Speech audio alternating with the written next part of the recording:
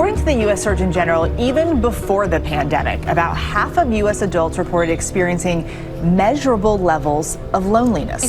Dr. Vivek Murthy, the U.S. Surgeon General, says loneliness is an epidemic. We're talking about increases in risks of depression, anxiety, and suicide, but also increased risk of heart disease and dementia, stroke, and the increase in the risk of premature death that we see with loneliness and isolation, with social disconnection, is on par with what we see with smoking daily, even greater than that which we see with obesity. All right. So, hi. My name is Andrew Mohama. I am currently on what I'm calling the bike listening tour from San Francisco to Chicago. And the reason I have time to do this right now is because I'm actually a medical student and I finished my first year of medical school at the end of June, and you get a 2-month break in between. So I've got these 2 months that I, over a long period of time, dreamed up this trip. And what it is a solo bike tour. And the reason it's called a listening tour is because listening is the core focus of what I'm doing. I'm listening to people throughout all the communities I pass through. So there's all these towns, a lot of them very small and rural, and I've been very curious to explore what community connection looks like in these towns. And specifically, I'm very interested in the topic of loneliness. I've learned a lot about loneliness and its impacts in the US and the world at large, and specifically on our health, physical and mental. So what I've done is come up with a set of questions to ask all of the people I come across during my bike tour. It could be someone working at a gas station, a server at a restaurant. It could literally be anyone. I make sure to ask the same 3 questions to every person I chat with. First, how do you feel about your community? And then, what do you not have currently that you wish you had? And last, do you experience loneliness? This is a research project that I'm pursuing, and it's also a bike tour, and it's also this dream of an adventure I've been trying to create. And yeah, I think today's day 15, and we're just a little bit over halfway. Have you ever done that exercise before? Which one? Like, you're asking all these questions. I haven't. So this is like really. Planning on it? No, this is hilarious. This is actually really good for me to think about. Do I experience loneliness?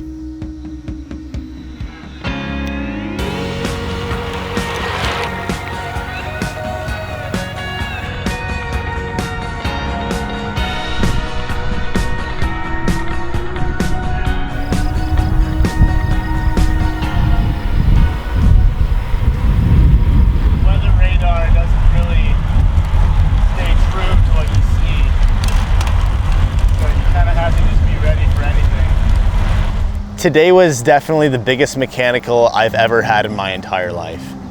The left crank arm on my bike is cracked. Are you serious? It's like it's bending. I noticed 20 miles into the ride that there was a slight bend in my left crank arm. You can see it kind of breaking, and you can kind of see the carbon starting to become stripped. Like you can literally feel it and like peel away some of the pieces. If you don't know what a crank arm is, it's essentially what connects the pedal to the center of the bottom bracket of the bike, and without that you cannot bike. And I noticed it when I was biking, it was like rubbing against my shoe. Oh.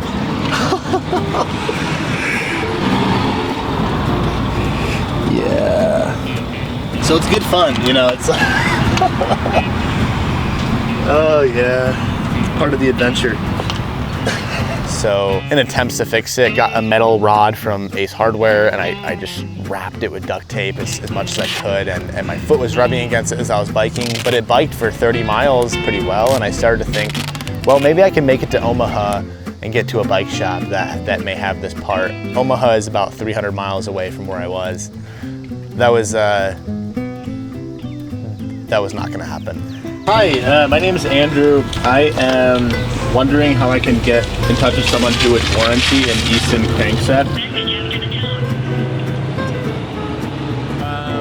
Take about 4 transit days, but we do offer it. Bye-bye. All right. So they're gonna look into it and give me a call back. She said something like 4 days to to ship it, which, you know, that won't really work for me. But we'll see what happens. So how do I feel about my community? I would say that my community, at least in my mind, is not necessarily just where I'm physically located in Chicago. It took a lot of work for me to build a community when I got there. Admittedly, I was lamenting the loss of my kind of previous lifestyle and the things I could do with the time and the money I had. So when I started medical school, I left a place that I loved. I left a place that had a lot of my friends, had my cycling community and more. And I went to Chicago, this city that was, you know, perceptually in my mind, huge and difficult to understand and get connected with and feel comfortable in. But over time, I began to really appreciate what an urban center can do for someone and how anything you could ever want to learn about or join or be interested in, there's gonna be someone else there who also has that idea.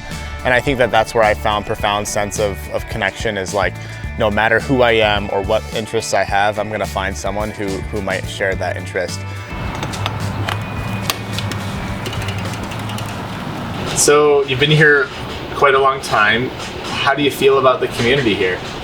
I love the community here. Everybody feels like they're like family to me. I wish we had like a Walmart or something. I mean, we're an hour and a half in any directions from a Walmart. So no matter what, we have to travel. How does that impact people here? Well, like the elderly who can't get out to find a better deal, they're stuck with what we have. Yeah.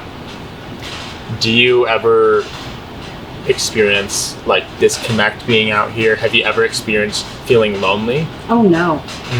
Well, with me working here, everybody knows me, and they come in and I know exactly what they want and whatnot. I got to know them on a personal level, kind of.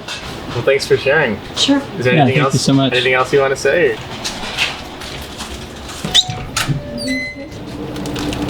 It's interesting how many people say they wish they had like a Walmart, like a store of some sort that is different than like what's just in their small communities. What's also interesting is, like, we just talked with someone who was younger who said that they have experienced loneliness and disconnect, but then we just talked to April, who was a little bit older, hasn't really had that experience. And I think that's something I've noticed, is that youth in these small towns tend to struggle a little more. Whereas those who have been here for a long time and maybe have deep roots, they tend to be a little bit older and they tend to love that community and not necessarily feel disconnected because, like April said, she's met everyone and knows everyone. So something to think about, like, how does your age and affect your experience and where you live? So I don't know what to make of that. So what do I not have that I wish I had? This one's interesting because I think I've been trying to focus on having less lately in my life. I think I've been very privileged to have everything I could ever want growing up. And I think over the years I've been trying to lessen that need to just desire something and have it. Personally, it's maybe more of a emotional / spiritual thing I don't have that I wish I had, and that's like a certainty in the journey I'm on, and not just like this bike journey, but my life journey.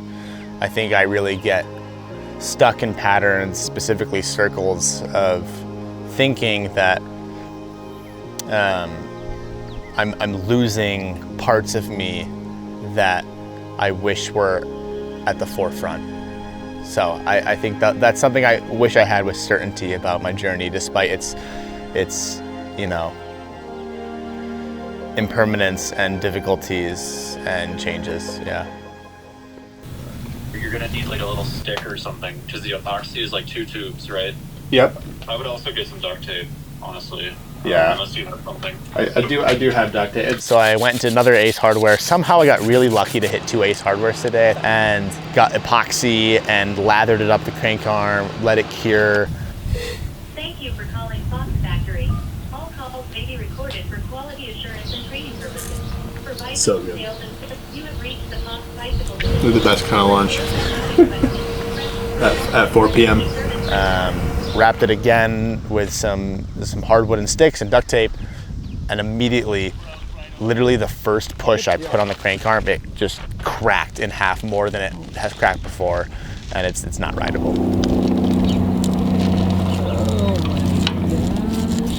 Yeah, there's a reason why I chose to bike on this listening tour rather than fly or drive or train. And it's this experience I have when biking, and I think a lot of people have, that's very meditative and connecting to the environment you're in. And you're traveling anywhere from 10 to 15 miles per hour through the heart of the country, that you can take any turn you want, you can stop whenever you want, and you work for it. Like, you are physically and manually operating this bike. And in some ways, when you pass through these fields that seem endless and you see a home that's there and you start to think about it as you pass it very slowly, and you get to live this micro moment of a life that people live there their entire lives. And I think the bike offers that. Like, you're smelling the smells of that land, you're feeling the weather, you're seeing the things that you can't possibly see just riding it by in a car or flying over in a plane.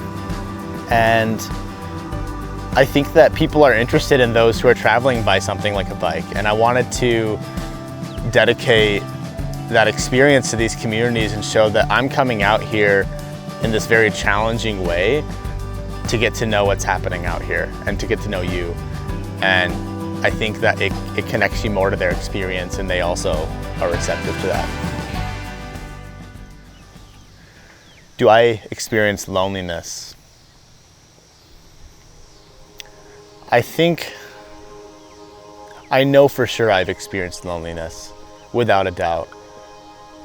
I don't acutely feel lonely, but there's been many bouts of times in my life where I've felt like I was the only one experiencing something or in a certain situation.